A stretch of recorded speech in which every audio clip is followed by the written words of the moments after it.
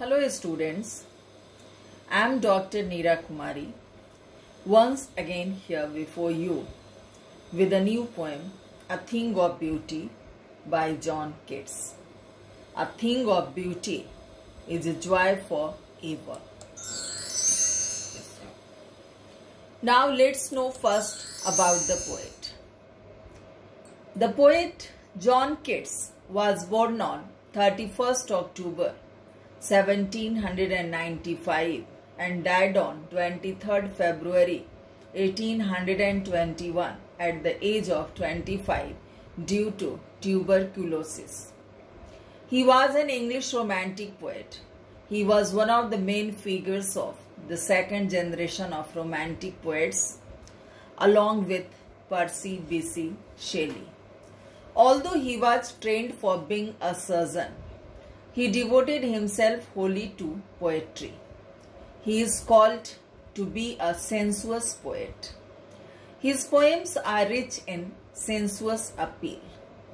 His secret of poetry lies primarily in his natural gift for perceiving the world and living his moods and aspirations in terms of language. The poem under discussion, A Thing of Beauty, is an excerpt from Endymion, a poetic romance.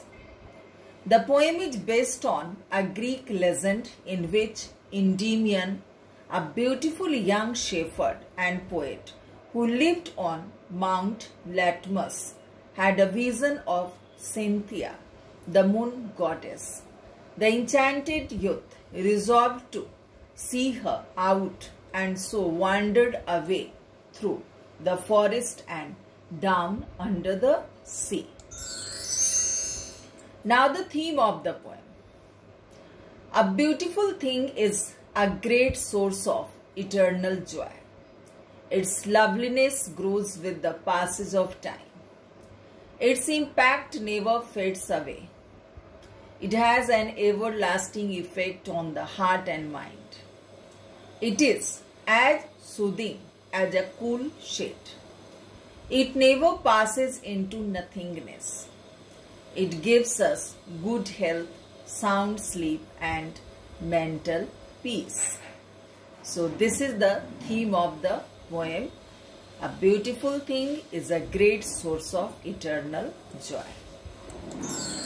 Now let's talk about the message given through the poem A Thing of Beauty. The poem A Thing of Beauty gives a clear-cut message that a beautiful thing is a joy forever. Its beauty grows with the passage of time. It never passes into nothingness. Our earth is filled with innumerable natural objects full of beauty. These enliven our spirits and remove the pall of despondency, misery, sadness and sufferings. Now we will have stanza-wise key points and stanza 1 now. The lines of the stanza 1 run like: A thing of beauty is a joy forever, its loveliness increases. It will never pass into nothingness, but will keep a bar quiet for us and a sleep full of sweet dreams and health and quiet breathing. In this stanza, the poet talks about the permanent nature of beautiful things which give us eternal joy. Their loveliness keeps increasing and never fades away. It has an everlasting effect on our memories. Beautiful things give us peace, just like a quiet shady place gives us sound sleep full of sweet dreams. A sound sleep results into a good health of body and mind. It gives us mental peace and tranquility.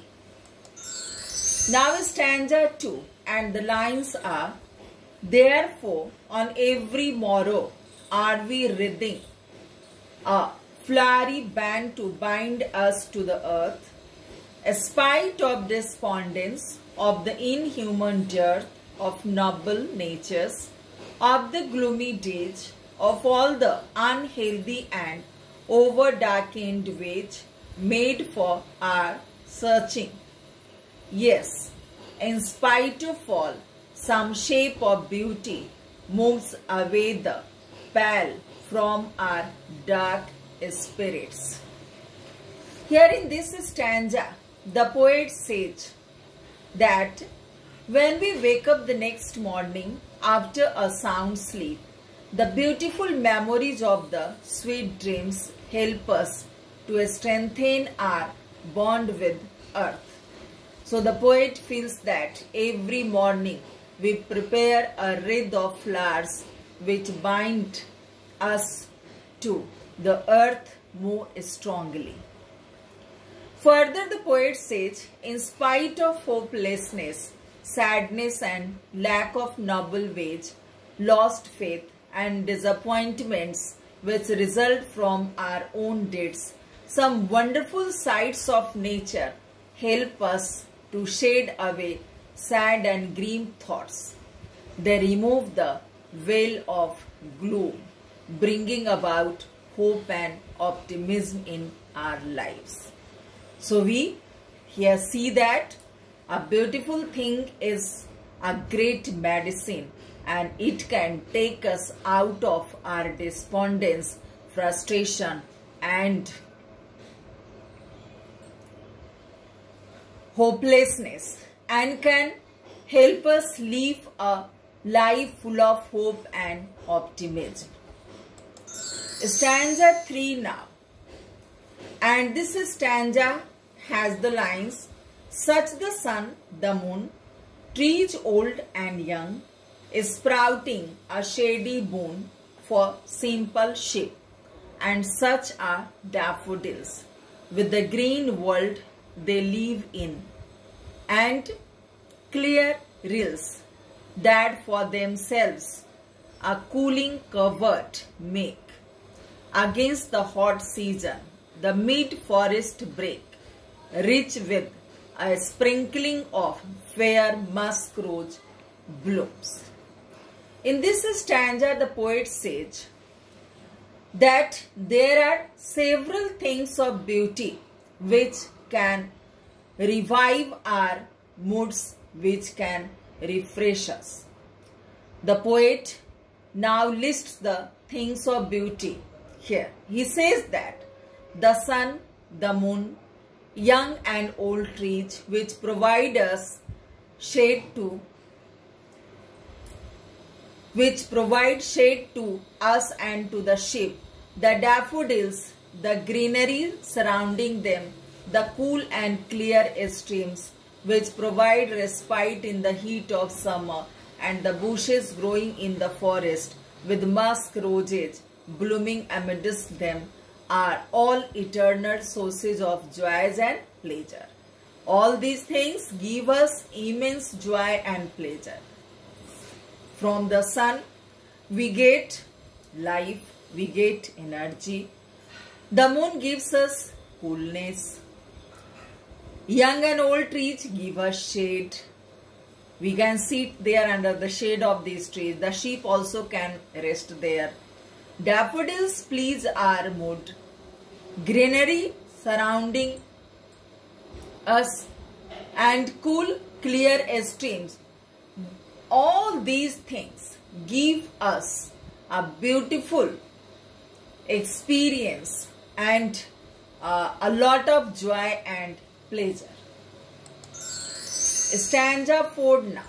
The lines are, and such too is the grandeur of the domes we have imagined for the mighty dead, all lovely tales that we have heard or read, an endless fountain of immortal drink pouring unto us from the heavens brink. Here in this stanza, the poet says that there is beauty even in death. The poet finds beauty in imaginary stories people have written about our dead ancestors, our dead martyrs who were deemed as heroic and mighty. All the lovely tales we have heard are also things of beauty, as they have a sublime effect on human spirit. All the beautiful things are like an endless fountain of immortal drink sent from the heaven by God himself, so that the mankind may live a blissful life and enjoy it to the full. So what we see here is really lovely and wonderful. The sun, the moon, the trees young and old, the clear water rills, the streams, the gardens, forests, musk rose blooms, daffodils, even the stories of the great people, even the stories of the martyrs, even the stories of our great soldiers sacrificing their lives on the borders. All these things are the best examples of beauty, and they have an everlasting effect upon our heart and mind. And whenever we recall these beautiful scenes, we feel refreshed and energized. We feel rejuvenated. A thing of beauty plays the role of a rejuvenator, a refresher. And we get energy from all these things. And even though we are in a pensive mood, whenever we are sitting in a pensive mood, in a sad mood, these beautiful things may flash back before our eyes and may refresh our mood and may make us happy. So these beautiful things are really a great source of joy, and they have the capacity to keep us happy and enjoy life.